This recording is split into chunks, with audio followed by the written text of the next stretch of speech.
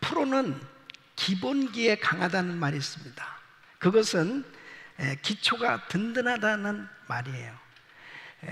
어떠한 경기 종목이든지 간에 프로는 그 기초를 든든하게 하기 위해서 수만 번, 수십만 번이라도 계속 반복하는 훈련을 갖게 되는 것을 볼 수 있습니다. 기초가 바로 되지 않으면 언제든지 무너지기 때문에 그렇습니다. 여러분, 신앙생활도 마찬가지예요. 신앙생활도 신앙의 프로가 되어야 되는 것입니다. 신앙의 기본이 제대로 되어 있지 않으면 뭔가 되는 것 같다가도 언제든지 무너지게 되는 걸 볼 수 있습니다. 그래서 우리는 신앙생활하면서 항상 말씀의 기초가 든든히 세워지고 이 신앙의 기본이 잘 되어 있어야 하는, 그러기 위해서는 계속해서 끊임없이 이 반복해야 될 것들이 있어요. 반복해서 훈련받아야 될 것이 있습니다. 그것은 첫째로 바로 십자가 복음인 것입니다.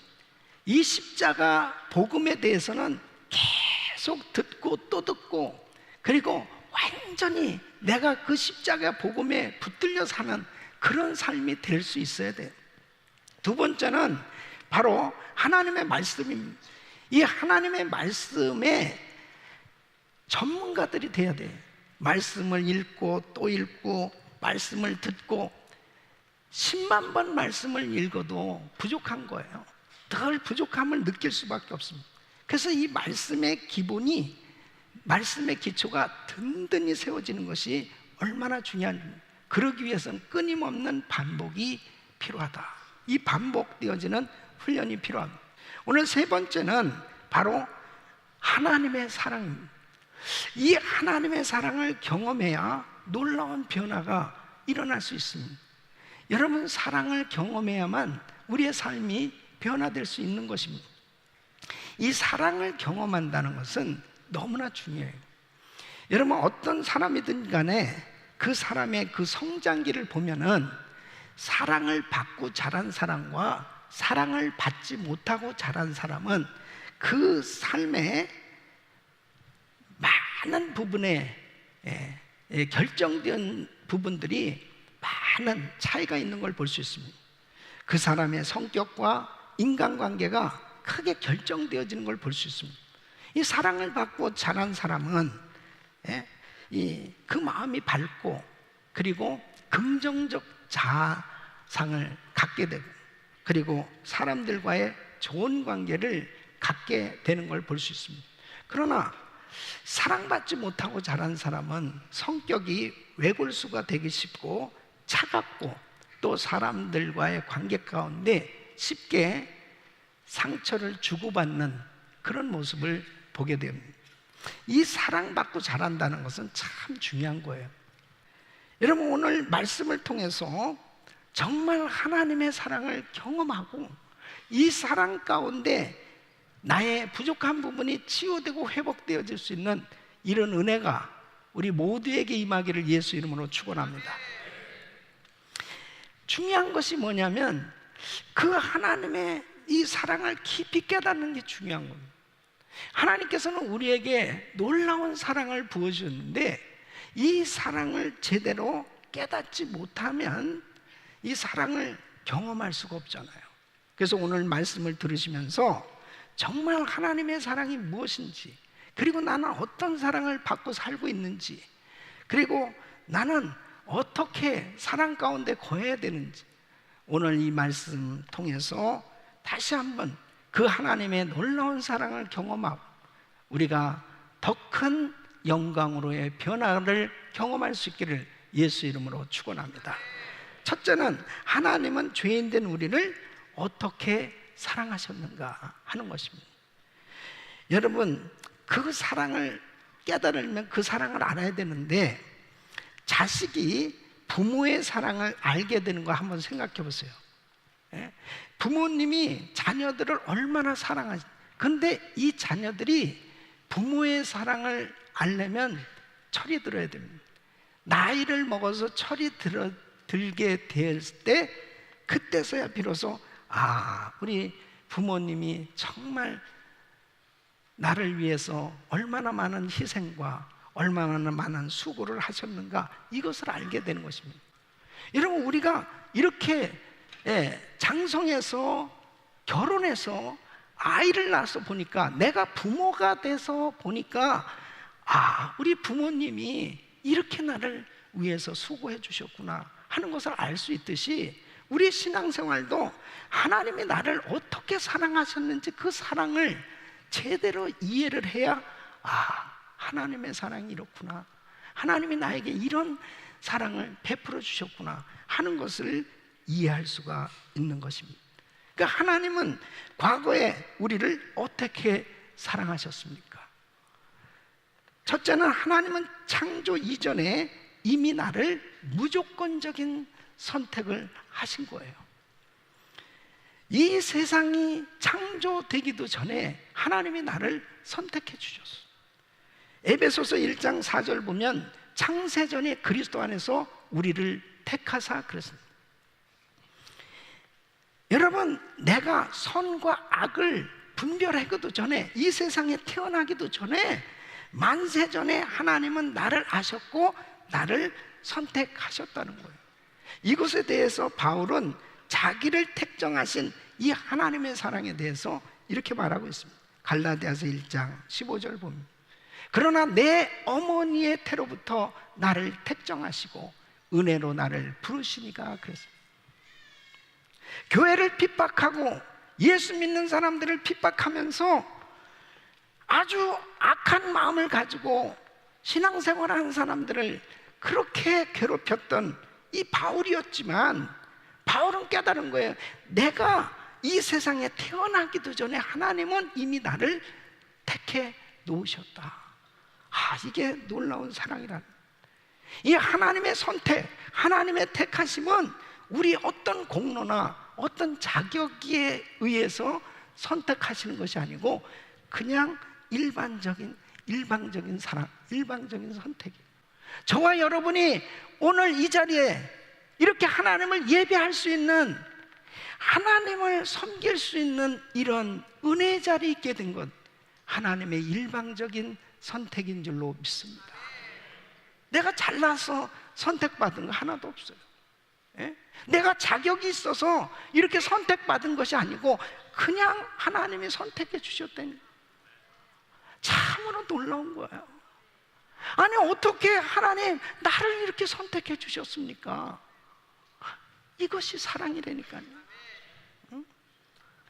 내가 하나님을 대적하고 하나님을 외면하고 살았을 그때도 하나님은 나를 이미 선택해 놓으신 거였더라고요. 정말 놀라운 거예요. 사도 바울이 이것을 깨달았던 것입니다. 하나님이 만세전에 나를 택정하셨구나, 창세전에 나를 택하셨구나. 여러분, 우리가 택함 받은 것을 감사하시기 바랍니다. 이것이 사랑이에요. 이것이 하나님의 사랑이에요. 이 사랑을 지금 받은 거예요. 두 번째는, 하나님께서 내가 죄인이었을 때 나를 위해 그 외아들을 내어주셨다. 하나님께서 이 추악한 죄인을 위해서 가장 귀한 것을 주신 것입니다. 독생성자 예수 그리스도를 우리에게 내어주신 것, 이것은 하나님의 최고의 사랑입니다. 여러분, 자식을 낳아본 사람들은 누구나 다 이 세상에 무엇과도 바꿀 수 없는 것이 자식이라고, 그렇게 자식을 사랑하잖아요. 우리 하나님 아버지가 독생성자 예수 그리스도를 우리에게 내어주실 때 그렇게 귀하신 분을 우리에게 내어주신 거예요. 그런데 우리 주님이 이 땅에 오셔서 어떻게 하셨어요? 십자가에서 물과 피를 다 쏟으신, 그렇게 희생하셨습니다. 왜요? 나의 죄로 인해서 영원히 지옥 갈 수밖에 없어요. 나의 죄를 내가 해결할 수 없는 거예요. 영원히 지옥 갈 수밖에 없어요. 그러니까 우리 주님께서 십자가에서 다 모든 것을 내어주신, 그렇게 죽으셔야만 했습니다. 이것은 엄청난 사랑입니다. 이 놀라운 사랑을 우리가 받게 됩니다. 세 번째는 하나님은 나를 그의 자녀로 삼아주셨다는 것. 죄와 마귀의 종이었던 우리는 하나님의 특별한 은혜를 받은 사람, 하나님의 특별한 은혜로 하나님의 자녀가 된 겁니다. 하나님께서 우리에게 하나님의 자녀인 것을 보증하시기 위해서 성령을 부어주신 것입니다. 그래서 하나님을 아버지 하고 부를 수 있는 이 놀라운 은혜를 부어주신 것입니다. 로마서 8장 15절로 17절 봅니다. 너희는 다시 무서워하는 종의 영을 받지 아니하였고 양자의 영을 받았으므로 아바 아버지라 부르짖느니라. 성령이 친히 우리 영으로 더불어 우리가 하나님의 자녀인 것을 증거하시나니 자녀이면 또한 후사 곧 하나님의 후사요 그리스도와 함께한 후사니 우리가 그와 함께 영광을 받기 위하여 고난도 함께 받아야 될 것이니라. 여러분, 창조주 하나님을 아버지하고 부를 수 있는 것은 크나큰 영광인 줄로 믿습니다. 이 놀라운 영광스러운 신분의 변화가 일어난 거예요. 원래 우리는 마귀의 종이었다니까요. 그런데 이제 예수 그리스도로 인해서 성령으로 거듭남으로 하나님을 아버지하고 부를 수 있는 신분의 변화가 일어난 거예요. 이거보다 더 귀한 것이 없다니까요. 이 엄청난 사랑을 우리가 받게 된 것입니다. 여러분, 하나님의 자녀가 된 것보다 더한 축복은 없어요. 이 놀라운 사랑을 우리는 받은 거예요. 여러분 보세요. 하나님이 나를 선택해 주셨고 하나님께서 나를 위해서 십자가에서 그 귀하신 예수 그리스도를 보내주셔서 나를 위해서 십자가에서 우리 예수님 죽어주셨고 하나님께서 나를 그 상속자로 삼아주시고 하나님의 아들로 삼아주신 이 놀라운 사랑을 우리는 이미 받았단 말이에요. 이 놀라운 사랑을 믿습니까? 이 놀라운 사랑을 깨닫게 되어졌을 때 내 마음에 감사와 감동이 있는 거예요. 평생 우리가 이 땅에서 살아가면서 이 사랑을 기억하며 살아야 돼요. 이 사랑을 깨달아야 비로소 내가 철든 신앙의 인생이 된다니까요. 주님 감사합니다. 자, 그렇다면 하나님의 자녀로 하나님의 자녀된 우리에게 하나님은 어떠한 사랑을 베풀고 계시나? 나는 지금 어떠한 사랑을 받고 있나 보세요. 이 사랑을 느껴야 이 사랑 가운데서 감격하며 산다니까요. 하나님은 자녀인 나에게 어떠한 사랑을 주고 계십니까? 첫째는 보살핌과 세우심으로 우리를 사랑하고 계신 거예요. 여러분, 바울이 교회를 핍박했습니다. 바울이 예수 믿는 사람들을 감옥에 가뒀어요. 그러면서 어느 날 다메섹에도 예수 믿는 사람들이 있다는 이 사실을 알고 다메섹에 있는 그 예수 믿는 사람들을 핍박하기 위해서 갔어요. 근데 다메섹 도상에서 하늘에서 음성이 들려오는 것입니다. 사도행전 9장 4절에 보면 사울아 사울아 네가 어찌하여 나를 핍박하느냐? 주여 누구시나이까? 나는 네가 핍박하는 예수다 그랬습니다. 여러분, 여기에 굉장히 중요한 진리가 담겨져 있어요. 예수님은 교회를 자신의 몸으로 생각하십니다. 예수님은 교회를 자신의 몸으로, 성도가 겪는 핍박을 자신이 받는 핍박으로 여기세요. 그러니까 주여 누구시나이까? 나는 네가 핍박하는 예수다. 내가 언제 예수님을 핍박했습니까? 예수 믿는 사람들을 핍박하는 것이 곧 예수를 핍박하는 거예요. 그렇게 하나님의 자녀들을 귀하게 여긴다니까요. 주님이 그렇게 귀하게 여기시는 거예요. 다 주님이 그렇게 우리를 보살펴 주고 계세요. 그렇게 교회를 그렇게 보살펴 주고 계세요. 그리고 교회를 통해서 하나님의 자녀들에게 말씀을 부어서 말씀으로 먹이시고 성령의 은혜로 채우시고 하나님께서 끊임없이 성도들을 하나님의 자녀들로 세우고 계신 줄로 믿습니다. 여러분, 우리 교회도 얼마나 많은 사람들이 우리 교회 와서 예수님을 만나고 하나님의 자녀가 돼. 우리 교회를 통해서 얼마나 많은 주의 종들이 나왔는지 몰라요. 예? 얼마나 많은 성도들이 주님을 만나서 감격하고 그리고 교회를 통해서 전 세계에 나가서 복음을 전하는 그러한 선교사들로 헌신하기도 하고 그렇게 아름답게 쓰임을 받고 있는지 몰라요. 이것이 주님의 보살핌과 세우심의 은혜인 줄로 믿습니다.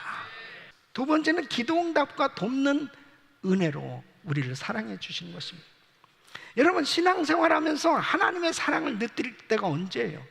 사랑을 느낄 때는 내가 기도했던 것이 응답됐을 때, 하나님이 나를 사랑하시는, 나를 아시네. 내 음성을 들으시는구나. 내 아버지 맞네. 뭐 이런단 말이에요. 하나님이 나에게 이렇게 놀라운 은혜를 베풀어 주시구나. 그 기도하고 그 기도를 통해서 하나님이 응답해 주신 것을 경험할 때 그렇게 기쁘잖아요. 주님은 때를 따라 우리에게 돕는 은혜를 주신 줄로 믿습니다. 그래서 순간순간마다 우리의 음성을 들으시고 우리에게 은혜를 베풀어 주시는 이런 은혜를 경험하면서 하는 거예요. 마치 이스라엘 백성들이 광야에 생활하면서 그들이 어디로 가야 좋을지 모르는 그런 광야 생활을 40년 했잖아요. 40년 하는 동안 보십시오.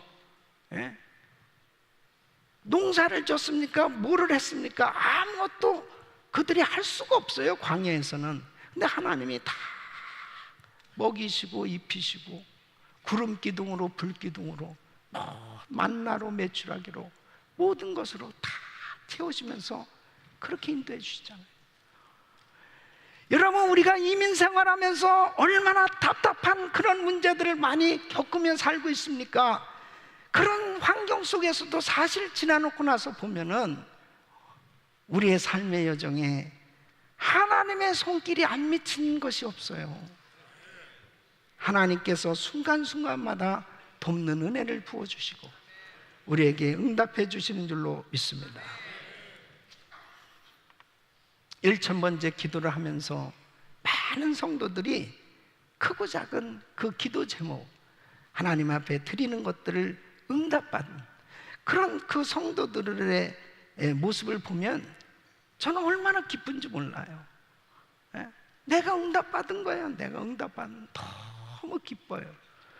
여러분, 하나님은 지금도 우리의 기도를 들으시고 역사하고 계신 줄로 믿습니다. 또 세 번째는 연단과 훈련으로 우리를 사랑해 주시는 겁니다. 하나님께서는 때로는 우리를 강한 훈련을 시키실 때는 우리에게 강하게 훈련을 시키실 때가 있어요. 또 때로는 우리를 징계하실 때가 있어요. 이것이 얼마나 큰 사랑인지 모릅니다. 여러분, 하나님의 사람으로 하나님의 일을 하게 하실 때 반드시 강한 훈련을 시키시는 거예요. 때로는 하나님의 자녀를 바른 삶이 되도록 하게 하시기 위해서 징계를 하실 때가 있습니다. 이게 얼마나 큰 사랑인지 몰라요. 히브리서 12장 6절로 7절에 보면 주께서 그 사랑하시는 자를 징계하시고 그의 받으시는 아들마다 채찍질 하심이니라 하였으니 너희가 참음은 징계를 받기 위하며 하나님이 아들과 같이 너희를 대우하시나니 어찌 아비가 징계하지 않는 아들이 있으리요. 하나님이 우리를 아들과 같이 대우하셔서 내가 잘못할 때 징계를 하시는, 징계가 없으면 사생자입니다. 잘못하는 일이 계속 잘못하고 있는데도 그냥 내버려두는 부모는 없어요.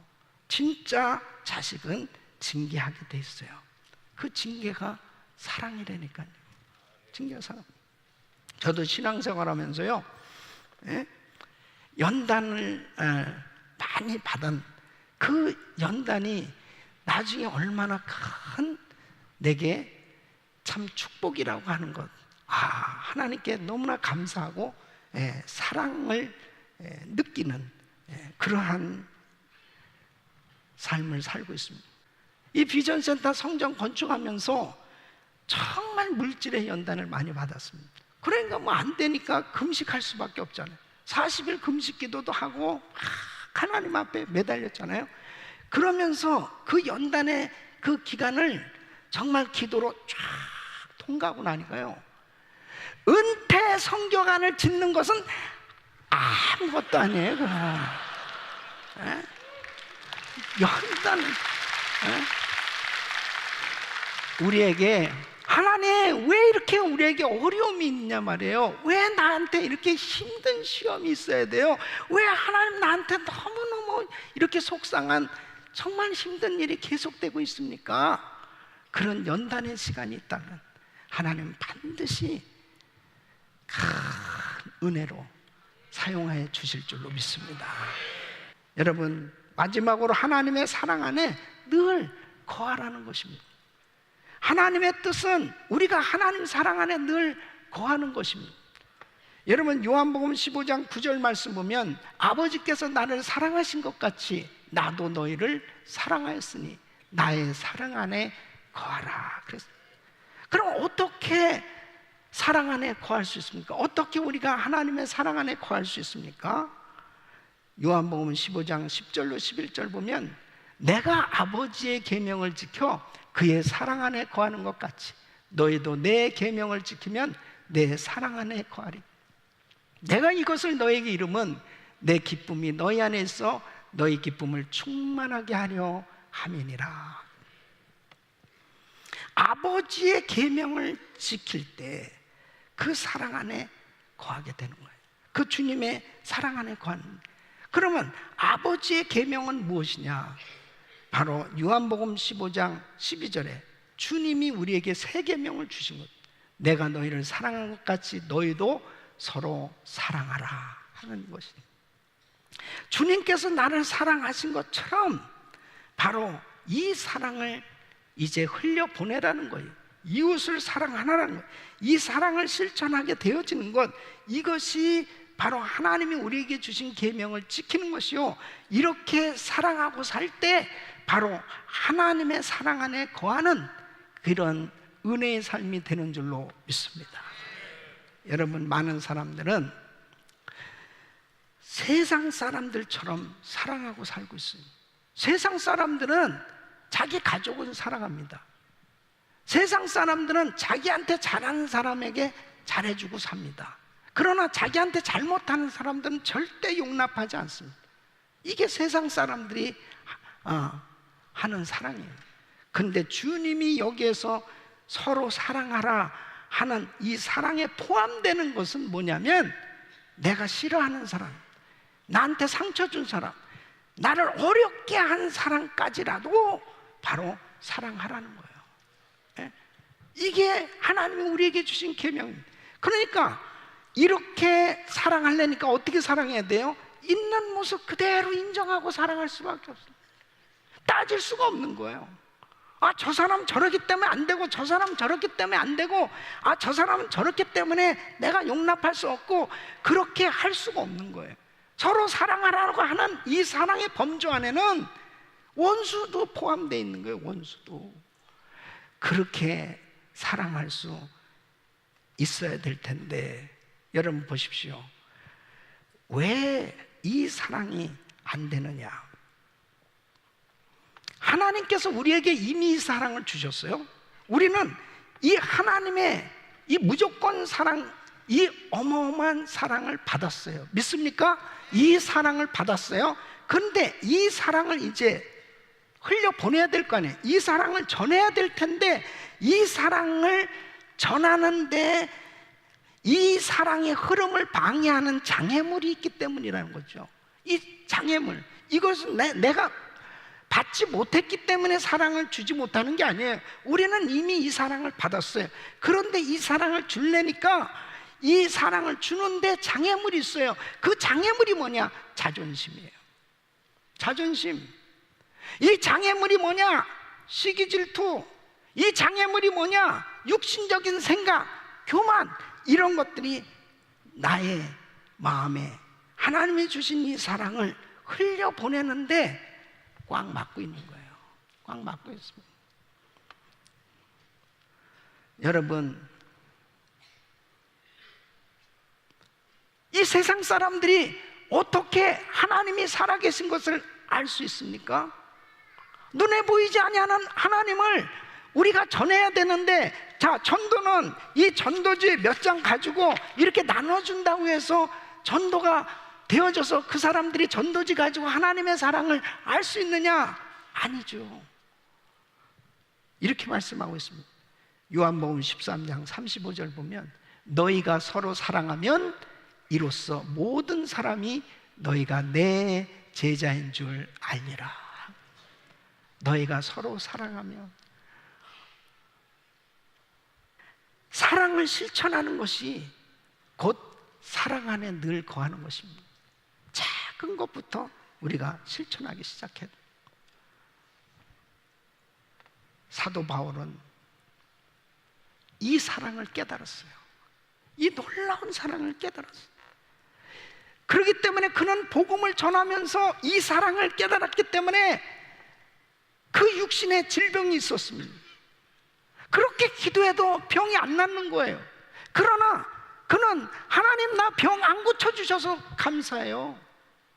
감옥에 갇혀서, 당장에 감옥에서 얼마든지 건져내실 수 있는 하나님이신데 그냥 두시는 거예요.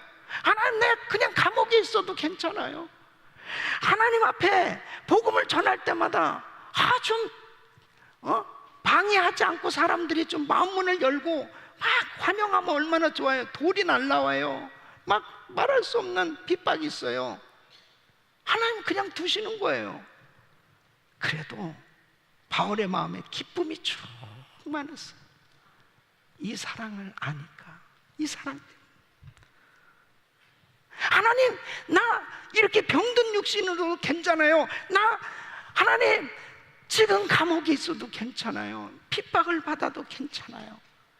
이 사랑을 깨달았기 때문에 그는 복음 전하는 것이 기쁘고 그리고 감사가 넘친 줄로 믿습니다. 그래서 그는 이렇게 고백하는 거예요. 디모데후서 4장 6절로 8절. 이제 그가 세상 떠나기 바로 직전입니다. 관제와 같이 벌써 내가 부음이 되고 나의 떠날 기약에 가까웠다. 내가 선한 싸움을 싸우고 나의 달려갈 길을 마치고 믿음을 지켰으니 이제 후로는 나를 위하여 의의 면류관이 예비되었습니다. 주 곧 의로우신 재판장이 그날에 내게 주실 것이니 내게만 아니라 주의 나타나심을 사모하는 모든 자에게니. 우리 사랑하는 성도님, 하나님은 우리에게 놀라운 사랑을 주셨습니다. 나를 선택해 주시고 나를 위해서 주님께서 십자가에서 죽어주셨고 나를 하나님의 자녀로 삼아주시고 하늘나라 기업을 이룰 상속자로 나를 삼아주신 이 놀라운 사랑, 날마다 나를 돌봐주시고 나의 기도를 응답해 주시고 하나님께서 나를 늘 돕는 은혜로 나를 사람되게 만드시는 연단과 훈련으로 우리를 인도하시는 그 주님 앞에 이제 이 사랑을 날마다 고백하시고 이 사랑을 나누면서 사랑 안에 거하는 삶이 되시기를 예수 이름으로 축원합니다.